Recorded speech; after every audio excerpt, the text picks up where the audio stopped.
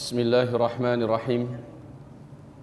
Assalamualaikum warahmatullahi wabarakatuh. Alhamdulillah wassalatu wassalamu ala Rasulillah sallallahu alaihi wasallam.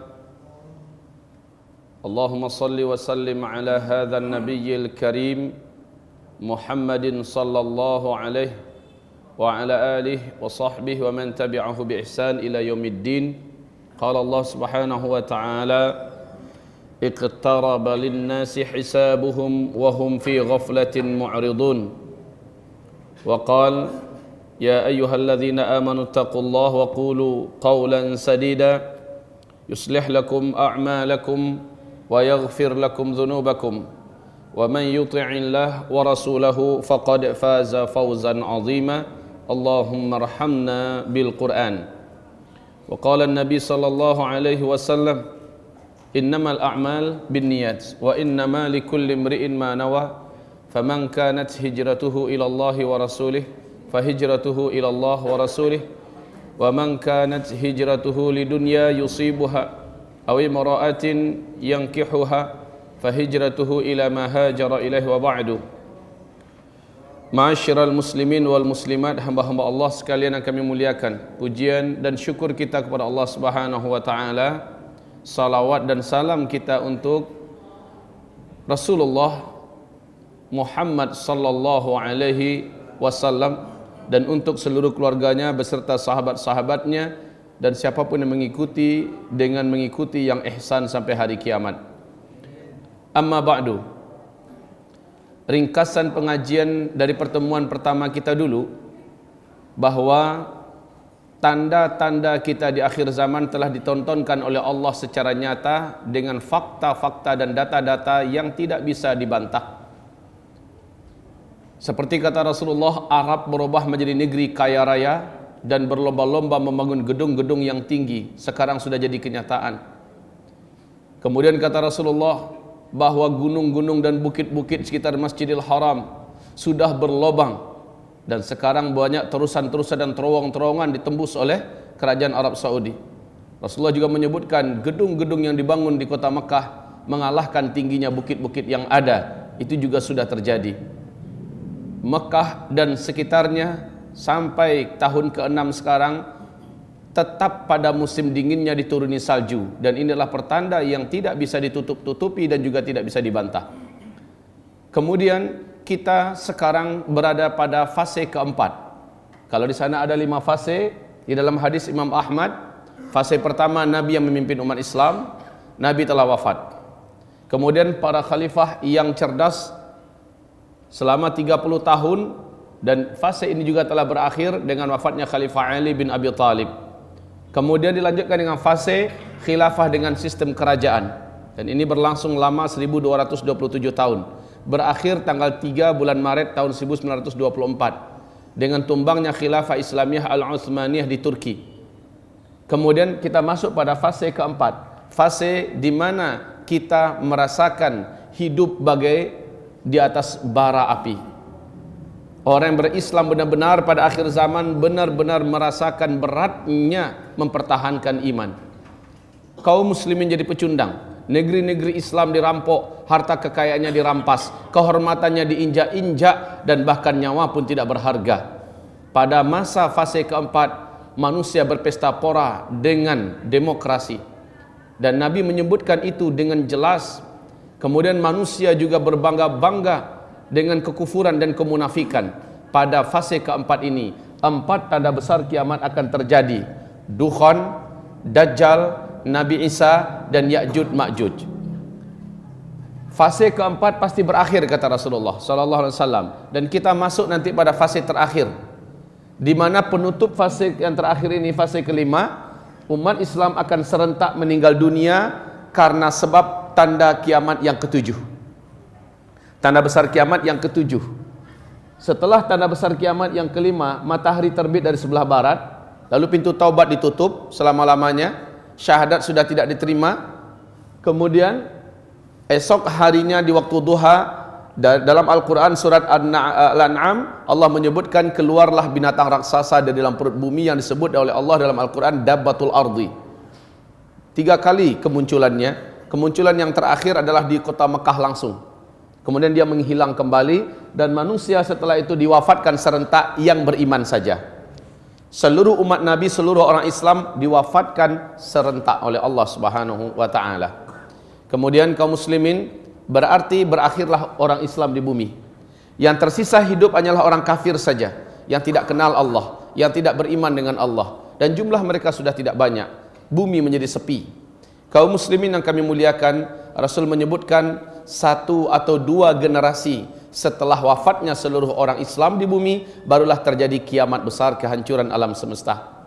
Dalam ilmu sosial, 1 generasi hanya 25 tahun. Sementara di hadis yang lain, Nabi mengatakan setelah umat Islam ini wafat serentak di muka bumi karena bertiupnya angin lembut dari negeri timur atau Yaman, maka Allah Subhanahu wa taala menjadikan masa 40 tahun setelah itu terjadilah kiamat. Nah, kaum muslimin, hamba-hamba Allah yang kami muliakan, kita sekarang di fase keempat. Dan fase keempat ini pun sedang di ujung-ujungnya. Di dalam hadis dhaif yang sudah saya tekankan kemarin, hadis dhaif boleh meriwayatkannya dengan catatan wajib melafazkan status hadisnya, tapi tidak boleh dibina di atasnya akidah dan keyakinan. Walau bagaimanapun hadis dhaif tetaplah hadis Nabi SAW. Dia bukan perkataan ulama, bukanlah pernyataan para hukama, tetapi masih ungkapan Nabi Muhammad. Nabi mengatakan sejak beliau diutus sebagai Nabi dan Rasul sampai umat Islam di muka bumi ini serentak wafat, yang tersedia untuk umatnya hanya antara 1400 tahun hitungan Hijriah ke 1500 tahun. Sekarang kita sudah di 1438 Hijriah. Jika kita ambil full saja 1500, maka tersisa berapa lagi di hadapan kita untuk habisnya seluruh orang Islam? Apalagi 1438 ini, itu baru hitungan Hijriah, terhitung sejak Nabi hijrah dari Mekah ke Madinah. Ada 13 tahun Nabi di Mekah yang belum masukkan dalam hitungan 1438. Jika ditambahkan jadi 1451. Andai kita hitung full saja 1500, maka tersisa di hadapan kita hanya 49 tahun lagi umat Islam habis seluruhnya. Ustaz, itu kan hadis dhaif. Ya, kita tidak boleh membina akidah dan keyakinan di atas hadis dhaif. Mengetahuinya sah-sah saja. Ini yang penting. Kaum muslimin yang kami muliakan, setelah itu kita akan fokus pada pembahasan fase keempat, karena kita sedang ada di fase ini sekarang. Pada fase keempat ini saya bacakan sebuah hadis legendaris. Hadis ini diriwayatkan oleh Imam Bukhari dan juga dalam Muslim. Apa kata Rasulullah? La ya'ti 'alan nasi zaman illa alladhi ba'dahu syarrun minhu hatta talqaw rabbakum. Akan datang nanti suatu zaman, suatu fase, satu masa pada umatku. Inilah masa keempat yang dimaksud. Orang-orang yang hidup pada masa itu akan merasakan beratnya beban hidup, beratnya musibah dan masalah yang mereka pikul, sehingga hari ini terasa lebih berat daripada hari-hari sebelumnya. Hari esok lebih berat lagi daripada hari ini. Makin bertambah waktu, makin bertambah berat tekanan dan beban serta bencana-bencana hidup yang harus dilalui oleh manusia yang ada saat itu. Ini fase keempat. Kita merasakan dengan nyata bagaimana tercabik-cabiknya ukhuwah kita makin ke ujung makin berat. Bagaimana keadaan ekonomi di berbagai belahan dunia sekarang makin terancam. Bagaimana moral dan akhlak setiap negeri, setiap kota, setiap kampung di seluruh Indonesia, di seluruh dunia semakin carut marut. Bagaimana keadaan politik yang semakin gak karu-karuan, yang zalim makin menang, yang kuat semakin berjaya, yang kaya semakin menjadi-jadi. Kemudian para pemimpin yang bermunculan tidaklah lebih baik daripada pemimpin sebelumnya, dan ini akan terus sampai kapan kata Nabi? Hatta talqaw rabbakum, sampai kamu semua mati berjumpa dengan Allah Rabb kamu. Fase kelima itu penutupan. Fase kelima ini hanya 7-9 tahun paling lama. Walaupun ini bagaikan surga dunia, tapi jumlah kita sudah sedikit manusia yang hidup ketika itu. Pemimpinnya adalah Al-Mahdi, keturunan kandung Nabi Muhammad dari Hasan bin Ali, bukan dari Husain bin Ali seperti yang difatwakan oleh Syiah. Kaum muslimin, fase kelima ini nanti jumlah laki-laki 1 berbanding 50 jumlah wanita. Apa yang terjadi dengan kaum laki-laki?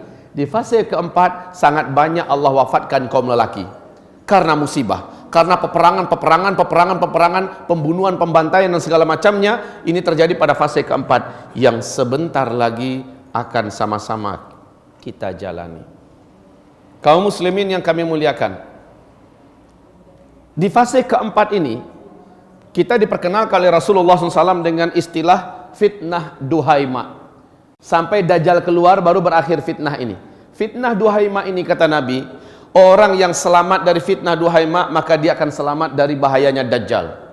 Tapi yang tidak selamat dari fitnah duhaima maka dia tidak akan pernah selamat dari Dajjal. Artinya kalau dia masih hidup dan Dajjal sudah keluar, maka dia pasti menjadi pengikut dan penyembah Dajjal. Kalau begitu kita wajib mengetahui apa itu fitnah duhaima.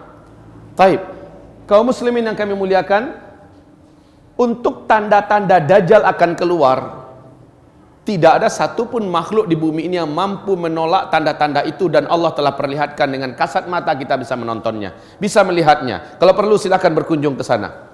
Tanda-tanda Dajjal akan keluar, kata Rasulullah SAW, air mata sungai Zughar sudah tidak berair lagi dan sekarang sudah hilang airnya.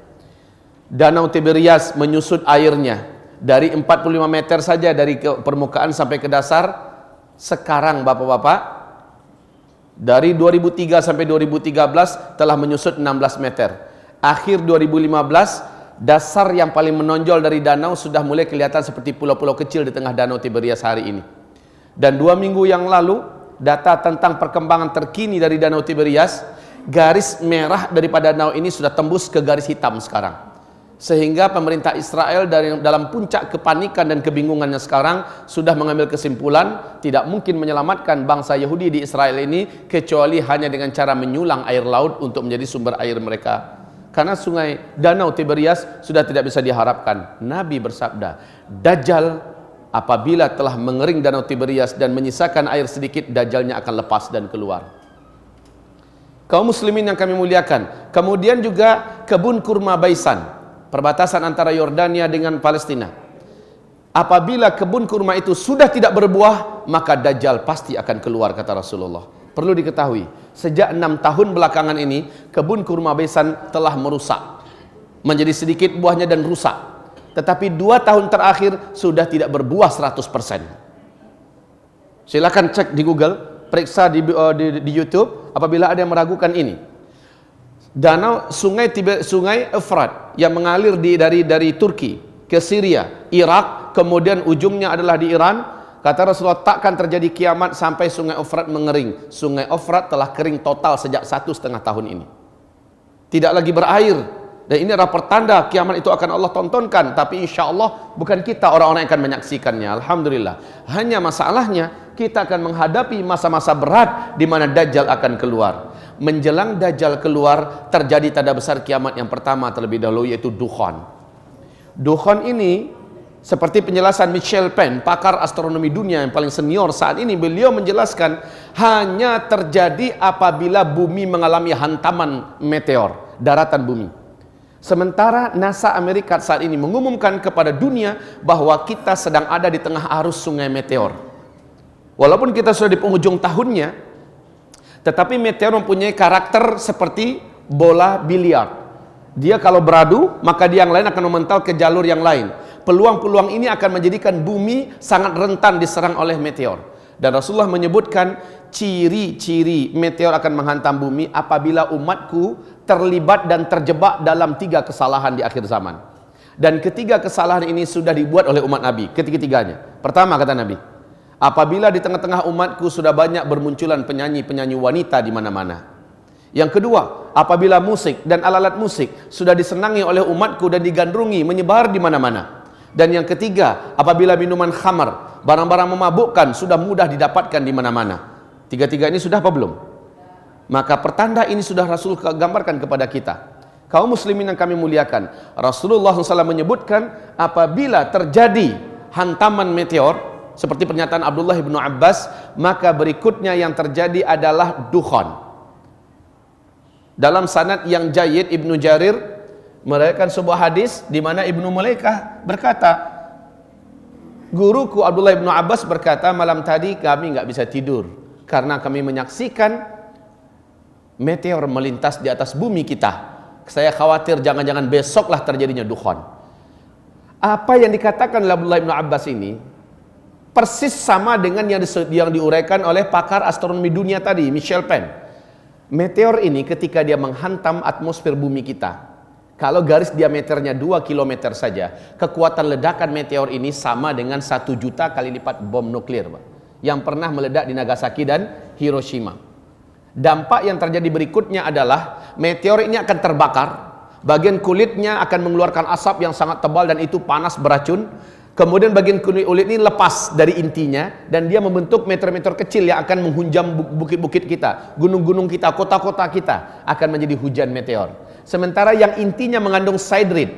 Siderid ini adalah kandungan dari zat besi. Pergesekan yang sangat ekstrim menembus lapisan atmosfer kita menyebabkan timbulnya medan magnet yang teramat sangat kuat. Dampaknya yang langsung terasa oleh manusia di bumi adalah semua besi dan logam yang ada di muka bumi akan langsung terinduksi. Maka mobil kita yang mesinnya dari besi tidak bisa lagi di starter, Pak, nggak bisa lagi jalan. Pesawat juga tidak bisa bergerak, kapal-kapal, dan itu bukan untuk sementara waktu tapi permanen. Inilah digambarkan oleh Nabi SAW setelah kalian nanti dipimpin oleh Al-Mahdi. Al-Mahdi itu kemunculannya adalah setelah meteor jatuh. Ini meteor. Setelah meteor jatuh terjadi dukhon, Al-Mahdi akan muncul. Al-Mahdi inilah yang akan memimpin umat Islam di sini. Nah, kaum muslimin yang kami muliakan, Rasul bersabda, saat Al-Mahdi nanti muncul, kalian sudah kembali seperti zaman sekarang. Tidak ada teknologi. Kalian akan berperang bersama Al-Mahdi menggunakan pedang, menggunakan tombak, menggunakan panah, dan zaman-zaman itu adalah zaman jihad, kata Rasulullah. Zaman-zaman itu adalah zaman perang, di mana banyak para syuhada yang akan diambil oleh Allah ke langit. Banyak para lelaki yang bertumbangan sementara mereka adalah lelaki-lelaki terbaik di akhir zaman, atau lelaki pecundang yang lari sementara kematian tidak akan pernah bisa dielakkannya. Kaum muslimin yang kami muliakan, zaman di mana kita hidup sekarang, kita akan dihadapkan kepada fenomena yang sangat berat ini. Taib, meteor ini jatuh, semua teknologi musnah. Ketika menghantam laut, kata Michel Penn, kekuatan ledakannya yang sama dengan 1 juta kali lipat bom nuklir itu menjadikan hadirnya tsunami setinggi 230 meter. Bila jatuhnya ke kutub utara atau kutub selatan, kutub itu akan meleleh. Maka permukaan air laut akan naik 7 meter lagi. Banyak sekali kota-kota besar di muka bumi yang dibangun di tepi pantai akan tenggelam, termasuk Jakarta, Chicago, New Zealand, dan kota-kota besar lainnya. Kemudian apabila jatuhnya di daratan, maka ini yang paling pas dengan terjadinya dukhon. Ini yang paling pas dengan terjadinya dukhon. Sebab apa? Ketika jatuhnya ke daratan, kekuatan ledakannya yang teramat dahsyat. Radius dari titik jatuhnya ke 100-200 km, seluruh makhluk hidup akan langsung menguap menjadi karbon. Kemudian bumi akan mengalami kecekungan yang sangat dalam. Kemudian partikel-partikelnya membumbung ke langit dalam bentuk kabut debu yang teramat sangat tebal lagi panas. Dan inilah yang disebut dengan dukhon. Tebal, panas, gelombang kejut dari ledakan tadi menghasilkan kekuatan laju secepat 800 km per jam. Bayangkan kecepatannya. Maka partikel-partikel yang tebal tadi membumbung ke udara, menutupi langit dengan segera membungkus bumi. Bumi akan gelap gulita 40 hari 40 malam, kata Rasul. Bumi akan gelap gulita 40 hari 40 malam. Hamba-hamba Allah yang saya muliakan, bagaimana 40 hari 40 malam tanpa cahaya? Sahabat-sahabat bertanya kepada Rasulullah, ya Rasulullah, bagaimana cara kami menentukan waktu sholat? Nabi mengatakan, sholat kalian kira-kirakan saja ketika itu. Siapapun yang berusaha melihat, walaupun telapak tangannya didekatkan ke wajah seperti ini, dia tidak akan mampu melihat apa-apa, gelap gulita.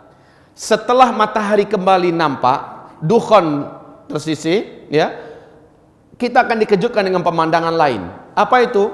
Bumi akan diselimuti oleh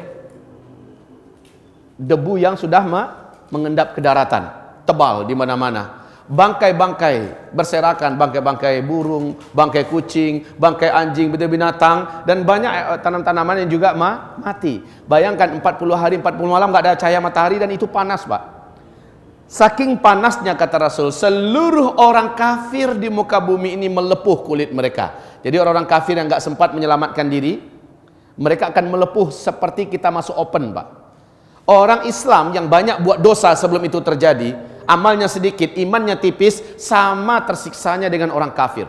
Tapi orang beriman yang imannya bagus, ketika itu terjadi, amal solehnya sebelum itu banyak, dia akan selamat. Kesimpulannya seperti itu.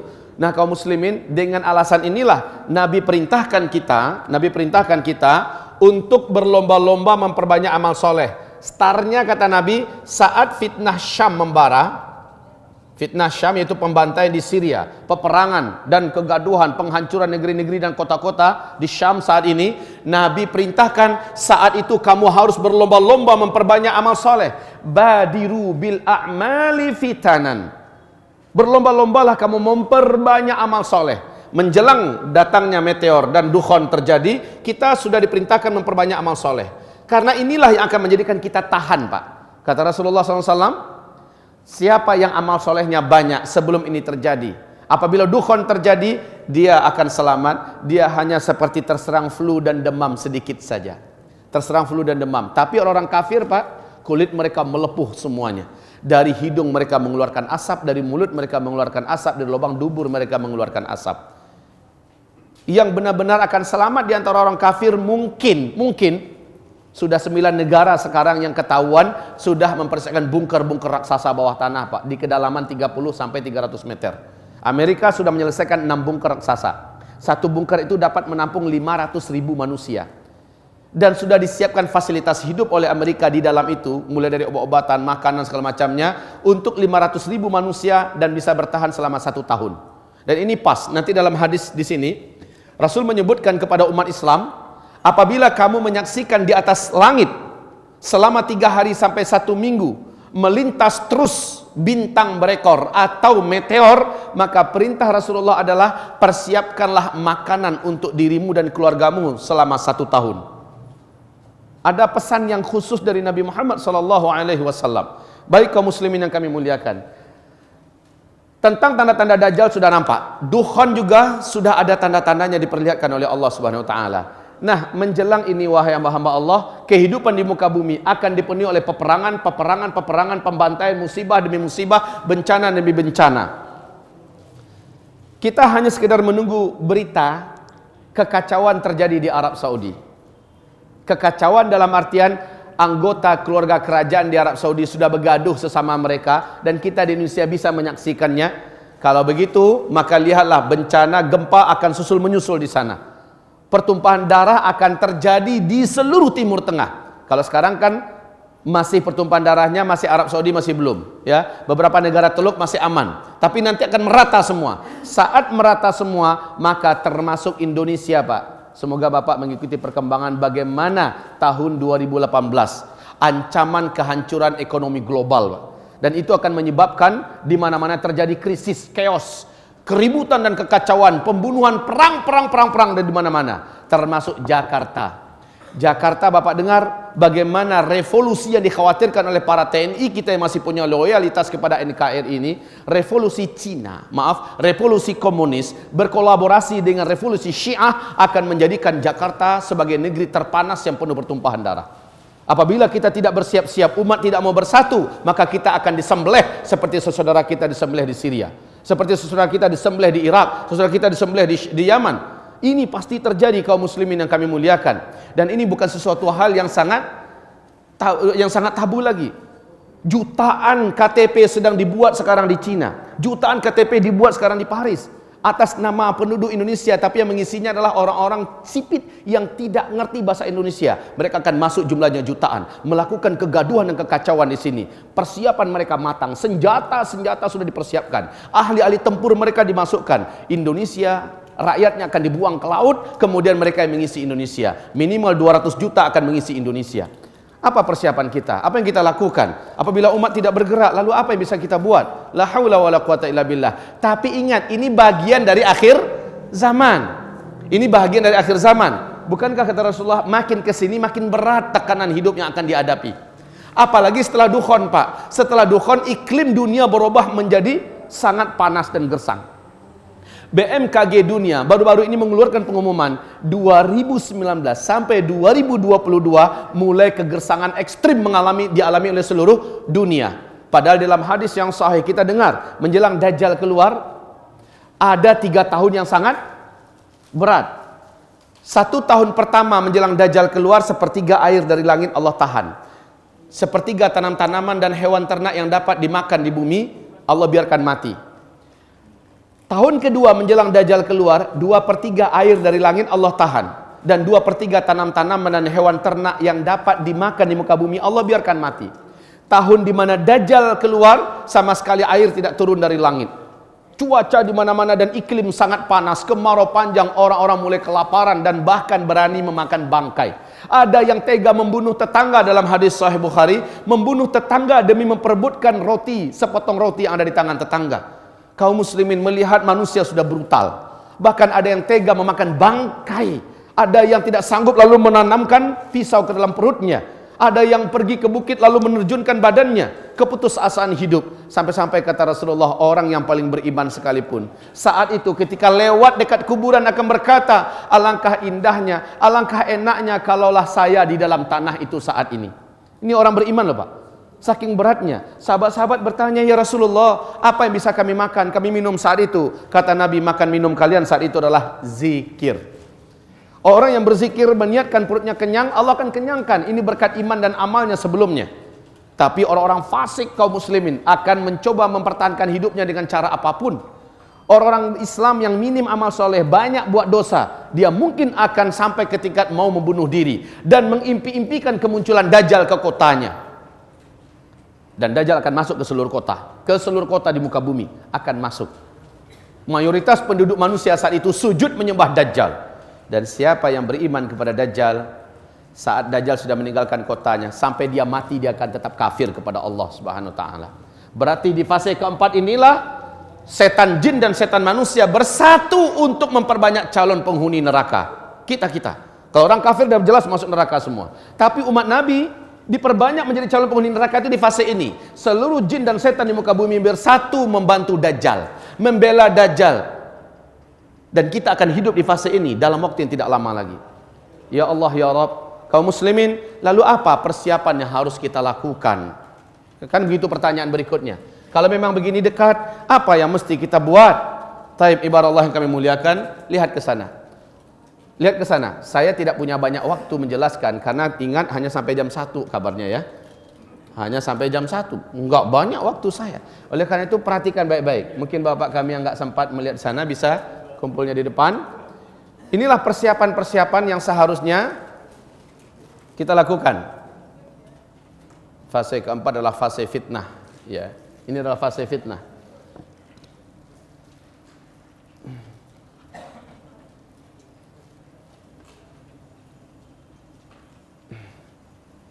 Inilah masa di mana seluruh dunia banyak terjadi perampokan, pembunuhan di mana-mana, perang dan perang, kemurtadan, kesesatan yang membatalkan keislaman. Nah, persiapan yang real, yang seharusnya dipersiapkan oleh umat sekarang, jelas nggak? Kabur.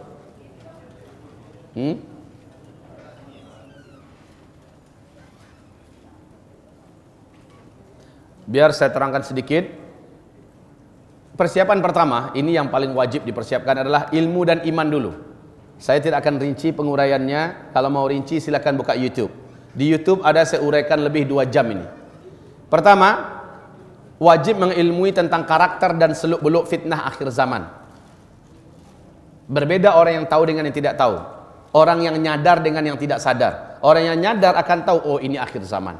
Sehingga apapun yang akan terjadi, manuver politik, keadaan ekonomi sudah tergambarkan semua oleh Nabi Muhammad SAW. Maka kitab-kitab yang ada di hadapan kami sekarang dan ada di luar sana, kitab ini menjadi rujukan untuk mengetahui seluk-beluk akhir zaman. Sehingga kita tidak mudah terfitnah atau mudah hanyut. Dengan bagaimanapun keadaan kita sudah ada bekal ilmu.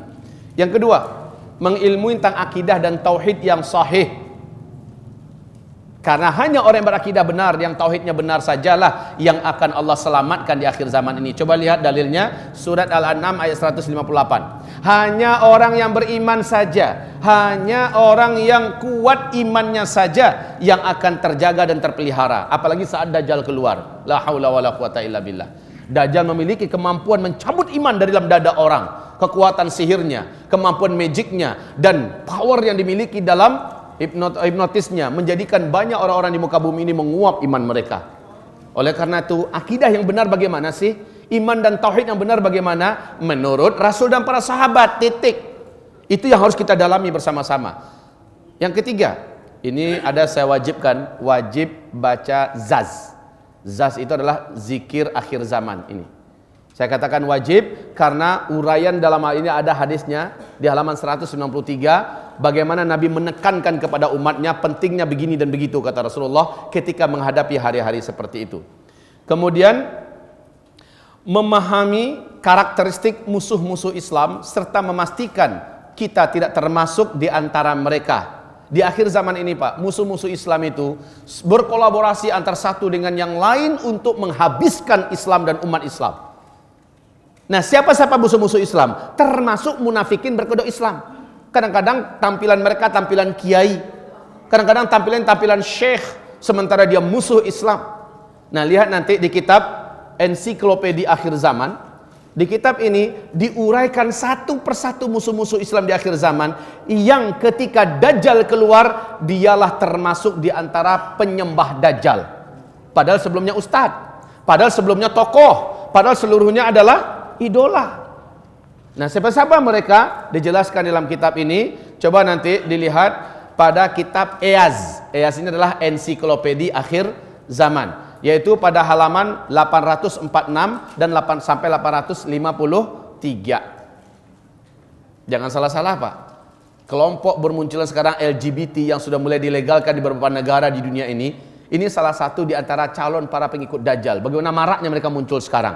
Subhanallah, ternyata mereka salah satu di antara komunitas di bumi ini yang akan langsung menyembah Dajjal saat Dajjal keluar.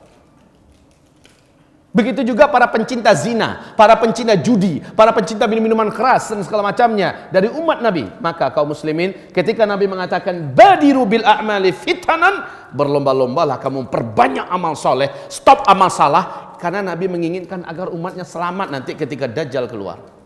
Taib.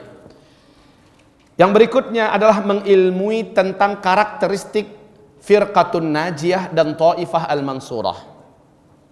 Lalu pastikan diri kita termasuk salah seorang di antara mereka.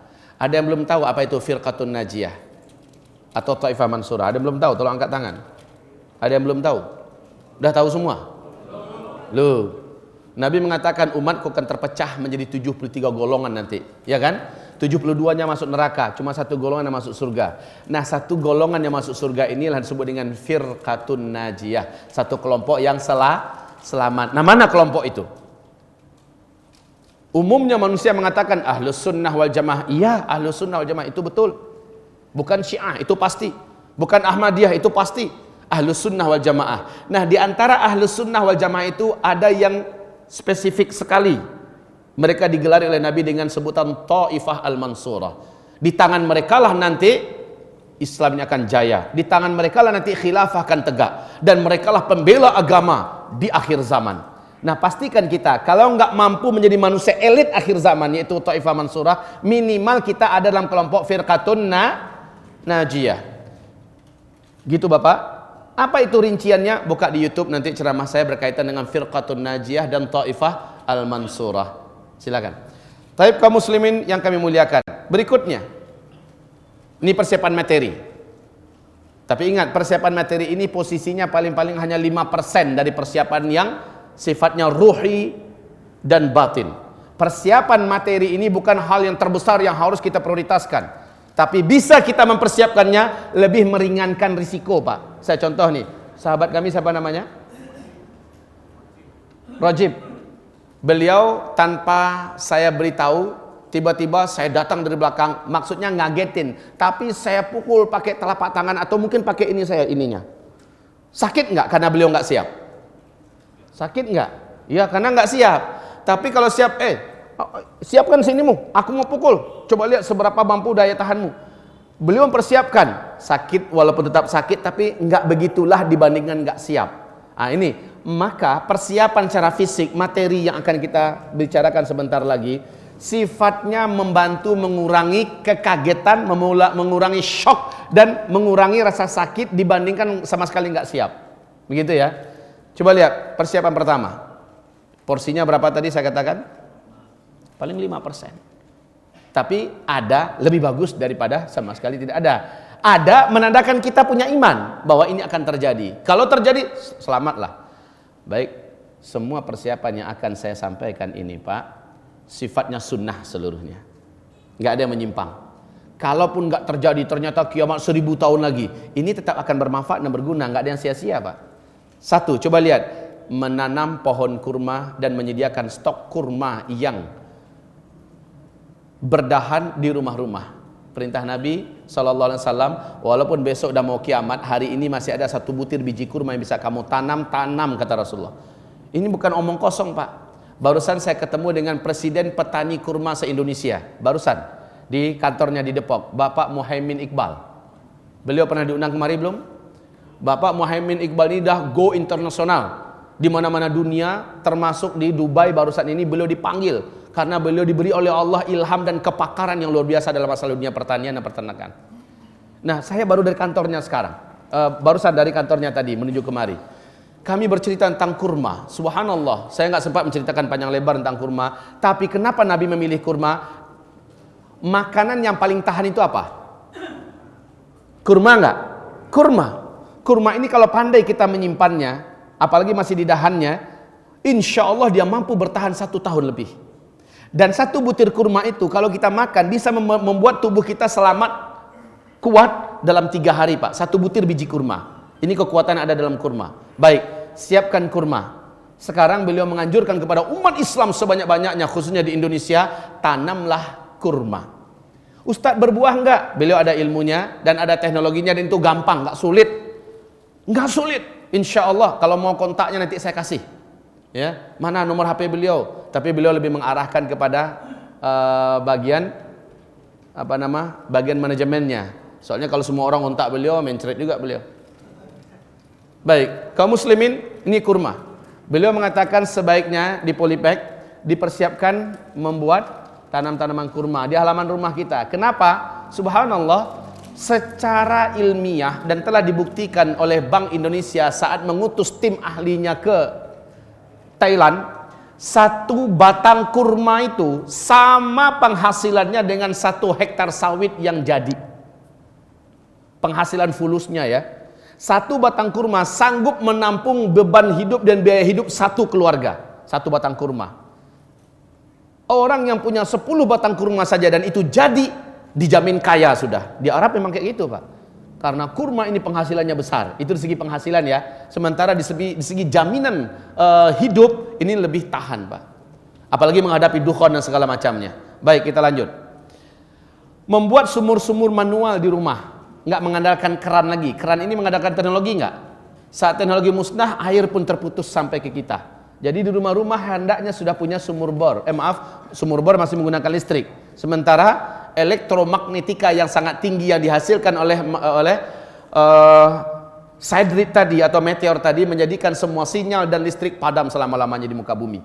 Oleh karena itu kita tidak boleh lagi mengandalkan listrik. Maka persiapan air sumur kayak dulu, air yang pakai timba, ini sudah layaknya. Yang sudah mengubur sumurnya baik digali kembali. Taib. Berikutnya mengemaskan dan memperakkan uang kertas. Ya. Uang kertas ini kata Rasulullah, saat Al-Mahdi keluar, kalian semua akan kembali ke dinar dan dirham, ke emas dan perak sebagai mata uang kalian.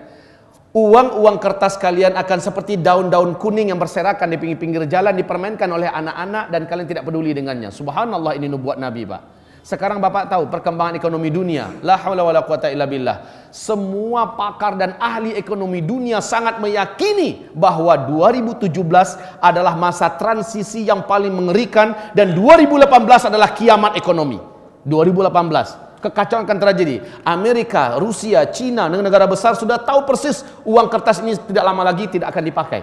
Maka mereka berlomba-lomba memperbanyak emas mereka. Cina gila-gilaan beli emas di mana-mana, dan itu mereka sembunyikan agar tidak menjadi emasnya menjadi tinggi sekali dan sulit mendapatkan. Makanya negara-negara kita dirampok emasnya di mana-mana, di Irak, di Libya, di Indonesia. Bagaimana bisa memperbanyak emas mereka perbanyak. Jadi yang punya uang, kalau memang ada rezeki, kalau berlebih ya, baik mulai sekarang nabunglah dalam bentuk emas batangan. Simpen diam-diam, suami istri saja yang tahu. Jangan diumumkan ke orang. Oh, saya udah mulai nyimpen, insya Allah dirampok maling. Ya, simpen diam-diam.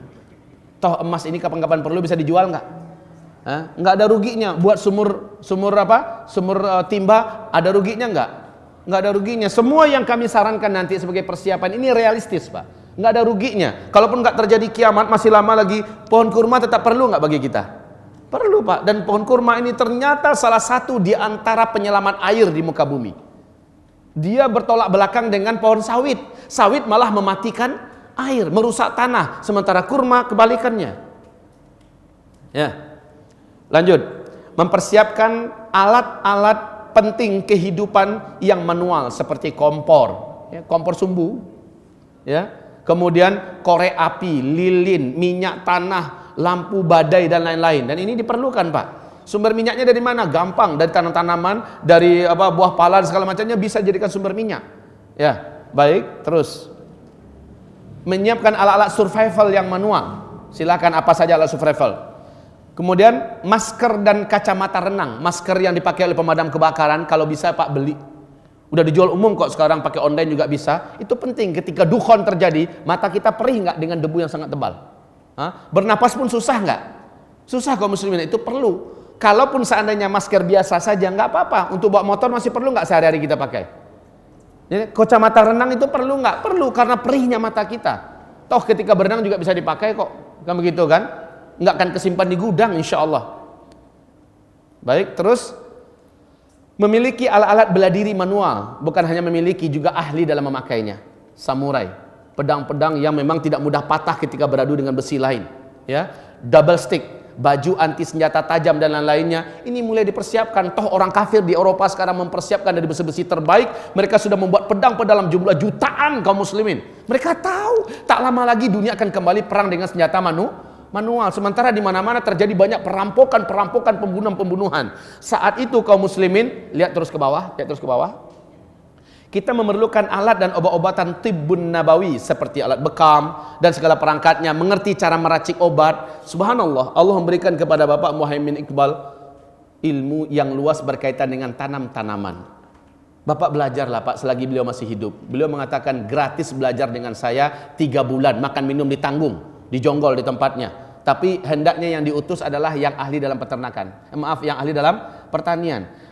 Bagaimana tumbuhan ini bisa dibuat sebagai obat apa? Ini bisa dijadikan sebagai makanan apa? Beliau ajarkan insya Allah Ta'ala. Dan konsepnya dengan Al-Quran. Sehingga beliau terkenal dengan sebutan Taman Al-Quran. Ingat Pak, dunia sudah memperebutkan beliau. Luar-luar negara kita sudah banyak memperebutkan beliau. Beliau ada di sini. Ya. Dan beliau bukan hanya sendiri, beliau dengan tim. Oleh karena itu belajarlah dengan beliau. Taib kaum muslimin. Terus, nah di sini jika sudah dekat. Jika sudah dekat, apa maksudnya? Bagaimana cara menandakan jika sudah dekat? Gampang, nanti baca di sini hadisnya berkaitan dengan dukhon, Pak. Dukhon kan yang pertama kan? Berkaitan dengan dukhon, Nabi mengatakan di langit 3 hari 3 malam atau 1 minggu lamanya kalian akan menyaksikan ada bintang berekor yang mengelilingi bumi. 1 bumi bisa menyaksikannya. Jika itu sudah kalian saksikan, maka bersiap-siaplah kalian mempersiapkan makanan untuk diri kalian dan keluarga kalian selama 1 tahun. Ini menandakan jika sudah dekat. Saat itu teknologi masih bisa dipakai. Mobil kita masih bisa meluncur. Pesawat masih bisa dipakai, Pak. Tapi ketika meteor sudah jatuh, maka semua teknologi berhenti. Nah, ketika sudah melintas di sana sini meteor ini selama 3 hari atau sampai 1 minggu kata Rasulullah SAW, saat itu sudah sebaiknya hijrah ke pedusunan yang sudah dipersiapkan dari sebelumnya. Disebut dengan pedusunan atau perkampungan akhir zaman. Yang berhak kita jadikan calon penghuni perkampungan itu hanyalah orang-orang beriman. Orang-orang beriman, karena kita akan saling jaga-menjaga nanti. keluarga kita, istri kita, anak kita, kitalah yang akan pasang badan kalau ada para perampok yang akan datang, Pak. Saat huru-hara terjadi, Pak, semua orang akan egois. Pokoknya dia bisa hidup, keluarganya hidup walaupun bunuh orang lain, merampok ke sana kemari, itu pasti terjadi. Belum apa-apa kemarin tahun 1998 ya. Bagaimana bentuk ketegangan di Jakarta, padahal belum apa-apanya, betul nggak? Masing-masing orang sudah ngasah pedang, sudah ronda-ronda malam, sudah merampok di mana-mana, betul nggak? Apalagi nanti benar-benar dalam kekacauan yang tingkat tinggi kaum muslimin. Nah, saat itu kita perlu komunitas kampung yang orang-orang beriman ngisinya semua. Dari sekarang, Pak, dari sekarang. Saya menganjurkan setiap provinsi, setiap kabupaten hendaknya ada perkampungan muslim. 10 hektar setidak-tidaknya. Gabunglah orang-orang yang cukup berduit, nanti kaplingkan 200 meter per 200 meter, masing-masing bangunlah bangunan yang manual saja, nggak usah mahal-mahal. Cukup 50 juta, 60 juta sudah bangun bangunan manual. Nah, di situ nanti, di mana kalau sudah jelas, semuanya menuju ke sana orang-orang beriman dan sudah siap jaga menjaga, lindung melindungi. Insya Allah kalau sudah bersatu macam itu, takut orang datang ke kampung kita, Pak. Sementara kita saling memelihara dan iman juga saling dipelihara. Ini penting. Jadi bentuk kawasan hijrah orang-orang beriman. Setiap kota, bukan kota ya, setiap kabupaten hendaknya ada satu, minimal setiap provinsi ada satu. Saya di Sumatera Barat itu tugas saya. Sahabat kami di Riau itu tugasnya. Di sini ada juga yang sedang membuat di Banten. Ada yang, kalau Arifin Ilham membuat di Gunung Sindur. Hafizahullah. Masing-masing kita hendaknya berpikir keras mempersiapkannya dan pasarkan. Tapi yang berhak masuk adalah orang-orang yang lulus dalam seleksi. Orang yang beriman, pemahamannya Ahlus Sunnah wal Jamaah, ya, mau sholat berjamaah 5 waktu di masjid, wanitanya wajib pakai jilbab, laki-lakinya siap untuk latihan kuda dan memanah dan latihan bela diri untuk mempersiapkan diri, kemudian baru gabungnya di sana setelah jelas-jelas pasti ya. Kalau masih belum pasti, nikmati saja ibu kota dulu. Tinggal di sini, bekerjalah di sini. Tapi kalau udah pasti pindah langsung ke sana. Dan ini perlu dipersiapkan sekarang. Paham? Baik kaum muslimin. Selanjutnya, jual aset-aset dan barang-barang berteknologi. Mobil ada, jual cepat. Saat udah pasti ya, jual sama orang, pokoknya harganya 150 juta, terbeli oleh orang 70 juta juga nggak apa-apa, tapi bapak bisa cepat menggunakan itu untuk hal lain yang positif. Mobil masih diperlukan 2-3 hari Ustadz, rental aja mobil orang, gampang ya, menuju ke sana. Habis itu suruh orang lain nganterin, sopirnya dibawa dari dia. Sudah, intinya kita udah selamat duluan, beli tiket segala macamnya. Kalau perlu bawa satu keluarga pergi ke Mekah Madinah. Disitulah negeri yang paling aman nanti di akhir zaman. Ya, baik. Selanjutnya persiapan fisik dan keahlian. Kalau tadi persiapan kebendaan dan materi, sekarang fisik dan keahlian. Jangan gembrot, jangan gendut. Hah? Kalau memang terpaksa gendut, dah takdirnya, nggak mungkin untuk kurus, nggak apa-apa. Tapi lincah, gesit, kayak semhong gitu, Pak. Gendut sih gendut nggak apa-apa, tapi gesitnya masya Allah, ya kan? Gendut sehat. Nih, kenapa? Kita banyak dituntut jalan jauh nanti, Pak. Mendaki bukit, menuruni lembah, kadang-kadang bawa anak, satu anak sini, bawa lagi barang. Lah, kalau gendut gimana? Digendong orang susah, menggendong orang jadi masalah. Ya. Taib. Berarti diperintahkan kita untuk melakukan olahraga exercise yang baik. Bertubuh badan besar nggak ada masalah, yang penting gesit, Pak. Gesit. Taib. Lanjut, ahli dengan ilmu dan practical survival. Ini wajib belajar, setiap kita wajib belajar bagaimana cara mempertahankan hidup di saat-saat serba sulit. Di hutan bagaimana caranya, di lembah bagaimana caranya. Kalau pokoknya ahli dalam survival, dan belajarlah. Di internet kita mudah belajar, Pak, sekarang. Buku-bukunya banyak yang mengajarkan tentang bagaimana bisa bertahan hidup. Dan punya alat-alatnya juga gitu. Selanjutnya, mahir memanah dan berkuda, serta mahir memanah di atas kuda. Kuda ini, kata Nabi, sampai hari kiamat keberkahan ada di ubun-ubunnya. Maka setiap kita, yang muda-muda khususnya, jangan sampai nggak ngerti berkuda. Saat teknologi semua berhenti, Pak, kita butuh transportasi kemana-mana, kan nggak mungkin kau jalan kaki. Saat itu kita memerlukan kuda kembali. Toh kuda nggak pun akhir zaman, tetap sunnah, betul tidak? Dan Rasul mewajibkan para bapak-bapak mengajarkan anaknya berkuda dan memanah. Berarti ini kewajiban. Maka bapak ibu semuanya, bapak-bapak khususnya, ma min muslim illa haqqa alaih ayyartabi farasan lidinillah idza ataqa dzalik. Tidak ada seorang lelaki muslim pun di bumi ini yang diberi oleh Allah kelebihan rezeki, melainkan wajib dia memiliki 1 ekor kuda atas nama dia. Tapi digunakan untuk agama Allah, bukan untuk pacu-pacu kuda.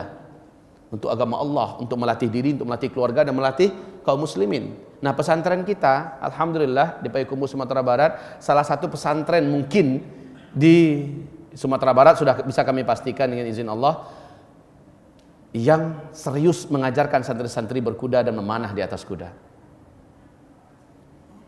Baik, berikutnya, menguasai ilmu perobatan Islam. Sangat simpel. Tolong dibaca nanti buku Ensiklopedia Pengobatan Islam. Sangat simpel sekali mengajarkan perobatan Islam. Nanti ada di YouTube insya Allah. Kemarin ceramah kami di mana? Di Supomo, ya, di Majelis Taklim Al-Khansa, mengajarkan mukjizat penyembuhan dengan Al-Quran. Baik. Berikutnya, mengilmui ruqyah dan menguasai praktiknya. Jangan ketika itu rumah sakit pada tutup, enggak. Di mana-mana rumah sakit mengandalkan teknologi, Pak, mengandalkan listrik, mengandalkan alat-alatan yang canggih dan sebagainya. Saat rumah sakit seluruhnya kehilangan sumber daya, fasilitas yang ada semacamnya, maka saat itu kita wajib menguasai cara perobatan Islam yang manual. Bekam, herbal, ruqyah. Terus, menjauhi makanan-makanan atau minuman beralkohol dan apapun yang instan. Silakan Bapak baca nanti bagaimana penjelasan Jerry de Grey dalam buku beliau Deadly Miss, Kematian Misterius. Makanan-makanan instan ini sengaja dibuat untuk merapuhkan daya tahan tubuh manusia. Ketika dukhon nanti terjadi, orang ini termasuk yang langsung terkena dampak tak paling negatif. Silakan baca buku Armageddon oleh Wisnu Sasongko. Bagaimana pembahasan ilmiah pakar-pakar dunia dampak dari makanan-makanan instan. Ya. Baik, selanjutnya, tidak mengkonsumsi obat-obatan haram atau berkimia. Yahudi merancang obat-obatan yang disebar ke seluruh dunia. Obat-obatan kimia ini mempunyai pesan visi yang sangat mengerikan dari kaum Zionis, Pak. Di mana manusia sebumi yang sudah sempat mengkonsumsi obat-obatan dari mereka, dan 95% obat-obatan yang masuk ke Indonesia yang tidak ada label halalnya dan bahkan telah diperiksa keharamannya. Ini kita konsumsi. Sekali tekan dari Yahudi sana, semua kita akan mengalami perangai yang brutal. Semua kita akan mengalami penyakit yang sangat sulit disembuhkan, dan itu mereka masukkan melalui obat-obatan mereka. Kalau bisa, kembalilah di akhir zaman ini dengan obat-obatan sunnah, habatus sauda, minyak zaitun, madu, air zam-zam, herbal-herbal yang ada di sekitar kita. Harus berani, Pak, belajar. Belajarlah hamba-hamba Allah. Alhamdulillah, dengan nikmat dan rezeki dari Allah, saya dan keluarga besar masuk tahun ke-9 sekarang, kami tidak kenal rumah sakit. Saya hanya datang ke rumah sakit untuk beri pengajian, beri ceramah. Tapi dengan izin Allah, 15 anak, Pak. 3 istri. Keluarga besar. Kami tidak kenal rumah sakit dengan nikmat Allah. Kenapa? Kami mengandalkan perobatan Islam yang terbaik. Herbal, bekam, ruqyah. Subhanallah. Baik, selanjutnya, biasakan mengkonsumsi makanan-makanan sunnah dan herbal islami. Dia mempunyai daya tahan dan kemampuan untuk bertahan dalam keadaan apapun bagi fisik kita, dari berbagai macam ancaman penyakit dan serangan wabah-wabah penyakit yang disebarkan. Terakhir, ini paling inti, stop maksiat. Karena ini melemahkan. Stop maksiat. Orang yang banyak maksiat, sudah kita umumkan tadi kan, orang yang banyak maksiat dialah yang paling terkena dampak daripada kemurtadan di akhir zaman. Imannya tak mampu bertahan, daya tahan tubuhnya dan hatinya, imannya nggak sanggup, akhirnya dia bunuh diri. Orang-orang yang banyak maksiat, Pak, nggak sanggup bertahan dengan beratnya musibah yang akan dihadapi. Selanjutnya, wajib baca halaman 221.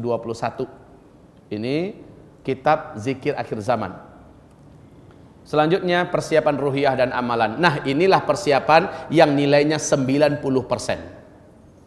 Ini yang paling penting dari seluruh persiapan-persiapan fisik tadi ya. Apa itu yang pertama? Salat 5 waktu, pastikan berjamaah di masjid. Kekuatan salat 5 waktu ini dahsyat, Pak. Pastikan di masjid. Yang kedua, bentuk dan bersatulah dengan komunitas orang-orang yang soleh, yang beriman dan bertauhid, yang faham tentang akhir zaman. Mulai bentuk komunitasnya sekarang. Grup-grup akhir zaman dibuat di grup WA kita, bagaimana perbincangan tentang persiapan sebagainya. Karena mereka-mereka yang kita harapkan bisa saling merapat nanti, Pak. Terus, Istiqomah dengan amalan-amalan sunnah yang paling besar pahalanya. Salat-salat sunnah rawatib, qabliyah dan ba'diyah, tahajud, duha, dan salat sunat syuruk atau isyraq. Kemudian puasa sunat, Senin Kamis, puasa Daud, puasa Bid dan lain-lainnya. Besok ini Pak dari Senin, Selasa, Rabu, Kamis, Jumat, ya. Ini adalah puasa yang sama menyambung dan seluruhnya bernilaikan puasa sunnah yang kuat. Tolong jangan disia-siakan. Umrohlah pada bulan Ramadan. Ahsannya kalau bisa full, niatkan dari sekarang. Umrohlah bulan Ramadan, karena akselerasi amal soleh terbesar itu didapatkan di tanah suci. Satu kali solat di sini, di masjid kita di sini, sama nilainya dengan 100.000 kali solat kalau solatnya di sana. Subhanallah. Akselerasi amal soleh. Baik itu solat wajib ataupun solat sunat. Belum lagi nilai tawafnya, belum lagi nilai baca Qur'annya. Allahu Akbar. Kaum muslimin yang kami muliakan. Mengejar pahala besar pada paket Jumat. Ini bapak-bapak yang dikejar. Ibu-ibu memotivasi bapak-bapak untuk itu. Kenapa kata Rasul? Laki-laki yang duluan pergi ke masjid, sementara di rumah dia sudah mempersiapkan dengan cara mandi dan mandi junub, kemudian dia bergegas dengan pakaian wangi-wangi, berjalan kaki tidak dengan kendaraan, maka setiap langkahnya yang dia langkahkan menuju masjid tadi, dia masuk paling dekat dengan imam dan dia mendengarkan khutbah sebaik-baiknya, nilai pahalanya setiap satu langkah sama dengan 1 tahun dia ibadah puasa sunat dan ibadah tahajud 1 langkah. Akselerasi amal soleh beginilah yang harusnya dikejar. Ibu-ibu motivasi bapak-bapak, suami-suami agar dia pergi ke masjid lebih awal di hari Jumat, agar mendapatkan tempat paling dekat dengan imam. Nah, ini akselerasi amal soleh. Selanjutnya hafalkan Quran surah Al-Kahfi 10 ayat pertama atau 10 ayat terakhir. Kata Rasulullah, Dajjal tidak akan mampu mendekati, tidak akan mampu mempengaruhi, tidak akan bisa menguasai orang yang hafal surat Al-Kahfi 10 ayat pertama atau 10 ayat terakhir. Bahkan kata Rasulullah, kalau kamu dengar Dajjal masuk ke kota kamu, bawa istri-istri kamu masuk ke rumah, bawa anak-anak gadis kamu, bawa mak-mak kamu masuk ke rumah, ikat tangan dan kaki mereka, tambatkan di tiang-tiang, tutup pintu rumah rapat-rapat, tutup jendela-jendela, bacakan surah Al-Kahfi. Maka satu rumah ini tidak akan bisa diketemukan oleh Dajjal, tidak pula oleh bala tentaranya, dan tidak pula oleh sihirnya dan magicnya. Terdinding dengan dinding gaib yang sangat kokoh. Baca dan hafalkan surat Al-Kahfi. Saya sekarang, dari sekarang baca dan hafalkan surah Al-Kahfi ya bunda, ibu semuanya hafalkan. Enggak sulit, yang penting hatinya udah mau, insya Allah dengan mudah Allah jadikan kita hafal. Targetkan khatam lebih sering baca Al-Quran. Targetkan dengan niat agar Allah menjadikan Al-Quran ini pelindung kita. Ya, bacalah dengan suara jahar, jangan dengan suara sir. Suara sir itu begini. Ini dengan suara sir. Kita diharapkan membacanya dengan suara jahar. Bismillahirrahmanirrahim. Alhamdulillahi rabbil alamin. Jahar Pak. Usahakan menghatamkannya lebih sering. Ketika manusia banyak membuka-buka ini, jat-jat ini, lebih banyak akrab dengan mereka, dan kita buat berbeda lah. Kita usahakan juga akrab dengan Al-Quran. Baik. Berikutnya, amalan pembenteng yang kuat nilainya di sisi Allah, sedekah. As-sadaqatu junnah. Sedekah ini bisa menghalangi musibah dan bencana, bisa menyelamatkan orang dari petaka dan huru hara. Coba baca dari dalilnya di sini nanti betapa kuatnya fungsi sedekah di akhir zaman, Pak. Ya, infak di jalan Allah. Kemudian hafalkan banyak surat-surat dan ayat-ayat Al-Qur'an. Orang yang paling banyak hafal Al-Qur'an dia paling kuat fisiknya dan tubuhnya di akhir zaman. Baik. Selanjutnya doa.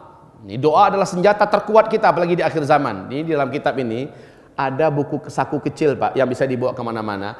Itu adalah doa-doa pilihan Nabi di akhir zaman. Jika dukhon terjadi kamu baca ini. Jika kamu dikepung oleh musuh yang akan membantai kamu baca ini. Jika kamu dengar Dajjal keluar inilah yang harus kamu lakukan. Itu dibimbing dan dibawa dalam buku kecil yang bisa kita hafalkan. Ya, taib. Lanjut. Nah berikut ini bergantung dengan halaman. Tolong di foto. Tolong di foto bergantung dengan halaman. Doa agar tegar dan kuat menghadapi musuh, halaman 168. Kemudian doa dan zikir menghancurkan kekuatan musuh. Kita berkaitan dengan banyak pembunuhan, peperangan di akhir zaman, halaman 170. Doa dan zikir agar selamat dari pembantaian, halaman 175. Doa minta syahid dan husnul khatimah kepada Allah Subhanahu wa taala. Doa dan zikir menghadapi sakit dan penderitaan. Bagaimana sakit? Hanya dengan telapak tangan. Utsman bin Abil As dalam hadis Sahih Bukhari Muslim, hanya dengan telapak tangan saya menyembuhkan penyakit yang tidak sembuh oleh apapun, dan Nabi mengajarkan saya membacanya bacaan ini, kata Rasul, kata Utsman bin Abil As. Dan bagaimana Bapak bisa mewujudkan itu kembali? Dan ini yang kami ajarkan, bagaimana cara menyembuhkan diri sendiri dengan Al-Quran, dengan doa-doa Nabi, hanya menggunakan telapak tangan, hanya menggunakan herbal, hanya menggunakan air. Bapak bisa melakukannya, ibu pasti bisa, Bu. Dan tidak bergantung pada ustadz. Tolong nanti dibuka. Kapan diupload yang kemarin ceramah kita? 5 hari lagi. Ya, 5 hari lagi diupload. Tolong nanti didengarkan ceramah kami berkaitan tentang bagaimana menyembuhkan diri sendiri dengan Al-Quran. Ya, terus doa agar tidak sesat dan murtad. Fase keempat ini paling banyak orang murtad. Pada fase keempat ini, umat Nabi Muhammad SAW yang paling banyak mengikuti Dajjal adalah kaum wanita. Kaum wanita yang paling banyak mengikuti Dajjal. Taib. Agar tidak sesat dan murtad. Golong-golong sesat sangat banyak sekarang ini, Pak. Kalau enggak dibentengi Allah lah kita dengan berkat doa kita, kita akan termasuk di antara yang kebawa oleh mereka. Selanjutnya, doa agar istiqomah beribadah. Halaman 199. Terus, doa selamat dari seluruh apapun bentuk bencana. Doa global yang diajarkan Nabi, agar bencana-bencana itu kita tidak terjejas olehnya. Terus zikir pelindung dari bahaya dukhan. Khas nih, zikirnya khas. Urutan amalnya diajarkan Nabi. Saat kamu mendengar dentuman di langit, hendaklah kamu melakukan ini, dan kamu segeralah masuk ke kamar, kamu tutupi diri kamu dengan selimut, sujudlah kamu dan bacalah ini. Yang melakukannya dia akan selamat, kata Nabi. Yang tidak melakukannya dia akan binasa. Baik. Halaman 288 dan 294. 3 langkah agar selamat dari perubahan muka. Kata Rasulullah, akibat dukhan akan banyak yang mengalami perubahan bentuk. Lah, orang pada melepuh semua, orang pada rusak semua akibat dukhan ini. Makanya kalau kita nonton film Lord of the Ring, kita lihat orc itu jelek-jelek semua sebagai penjahat kan, sebagai bala tentara tempur yang jahat. Dan ini bukan karangan main-main dari pihak Hollywood. Mereka sudah baca bahwa di akhir zaman banyak manusia yang rusak wajahnya, dan mereka akan berperang melawan ahlul haq. Ahlul haq itu adalah kita, insyaallah ta'ala. Taib. Lihat di halaman 302 306 dari kitab Zikir Akhir Zaman. Terus, nah, halaman-halaman kitab yang wajib ditelaah dan ditadaburi. Saya tahu Bapak Ibu mungkin nggak punya banyak waktu nak baca. Minimal saya tunjukkan halaman-halaman terpenting yang harus kita buka, Pak. Dan ini kewajiban saya sudah sampaikan. Yang mau tertarik silakan baca, yang nggak tertarik saya sudah sampaikan. Kalau terjadi sesalahlah diri sendiri, dan kalaupun tak terjadi mengamalkannya kita sudah berpahala, tidak ada ruginya. Tolong baca halaman bab 1, itu halamannya, bab 2 ini halamannya, bab 4 ini halamannya, ya. Bab 5 wajib baca semua. Khusus bab 5 semua wajib baca. Fokuskan nanti membaca fitnah Duhaimah. Tadi kami katakan tentang fitnah Duhaimah. Orang yang selamat pada masa fitnah Duhaimah, dia akan selamat dari Dajjal. Yang enggak selamat dari fitnah Duhaimah, dia pasti akan menjadi pengikut Dajjal. Nah, sekarang apakah itu fitnah Duhaimah? Lihat nanti di halaman 193 dari kitab Zikir Akhir Zaman. Bab yang ke-5, yang ke-6. Kiat-kiat memunculkan kedahsyatan energi zikir dan doa. Ini dengarkan uraian yang sangat tajam dari Syekh Ibnul Qayyim Al-Jauziyah, halaman kitabnya sekian. Nah, kaum muslimin, inilah persiapan dan amalan yang mesti sekarang ini kita persiapkan. Terserah setelah itu kepada umat. Kami hanyalah satu makhluk kecil dari antara makhluk-makhluk Allah yang bangkit menyadarkan dan menyampaikan pada umat. Dan Rasulullah mengatakan, semakin dekat kiamat, semakin sedikit ulama dan da'i dari umatku yang akan menyampaikan tentang tanda-tanda kiamat. Dan itu terjadi sekarang, Pak. Dari sekian banyak da'i yang ada di Indonesia, saya tidak hanya menghitung beberapa orang saja yang menyampaikan perkara ini. Kemudian sekali lagi terserah pada umat. Kalau Bapak mau serius, mau mengikuti dengan benar, maka iman Bapak insya Allah akan semakin naik. Di mana-mana orang, Pak, di berbagai negara, mula-mulanya mencemeh dengan bibir yang seperti ini, tapi setelah mereka menganalisa langsung dan sendiri, datang saya dipeluknya sambil menangis bila mengatakan, saya sekarang beriman sepenuhnya kita sudah di akhir zaman sekarang. Mulanya saya cemeh, Ustaz, mulanya saya hinakan, Ustaz, tapi sekarang saya sepenuhnya meyakini kita di akhir zaman. Baik kaum muslimin, inilah dari saya. Berikutnya dipulangkan kepada Bapak Ibu semua. Dari saya telah menyampaikan apa yang wajib untuk disampaikan. Kemudian tentang Al-Mahdi, rincian siapa Al-Mahdi yang akan memimpin kita di akhir zaman. Kalau dia nanti hadir dan muncul, apakah kewajiban umat Islam di muka bumi ini? Dan agar kita benar-benar tahu langkah demi langkah kita bersamanya, kitab Al-Mahdi ini juga telah dipersembahkan untuk umat Islam agar menjadi persiapan kita. Allah yang maha mengetahui dan Allah lah yang maha melindungi. Yang benar hanyalah dari Allah dan dari Rasulnya. Yang salah adalah dari diri saya dan dari syaitan yang terkutuk. Setiap kesalahan yang kita lakukan, yang kami lakukan, Allah dan Rasulnya berlepas diri. Setiap kali kami menemukan kebenaran, kami akan sampaikan kebenaran itu. Dan setiap kali kami menemukan kesalahan, kami akan sampaikan bahwa kami telah bersalah. Dan kami tidak malu-malu dalam masalah ini. Astaghfirullah, astaghfirullah, astaghfirullah. Subhanakallahumma wa bihamdika asyhadu an la ilaha illa anta astaghfiruka wa atubu ilaik. Wabillahi taufiq wal hidayah. Wassalamu alaikum warahmatullahi wabarakatuh.